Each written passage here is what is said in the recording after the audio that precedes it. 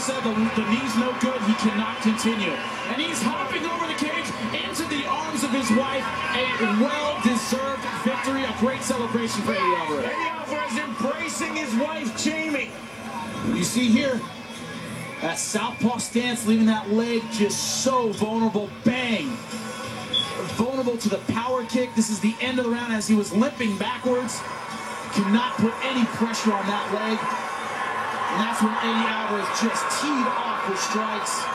The winner by TKO victory, Philadelphia's own, he is the reigning Bellator World Lightweight Champion, Eddie Alvarez. You can visit us online at Bellator.com. Follow us on Twitter at Bellator MMA and become a fan on Facebook, Bellator.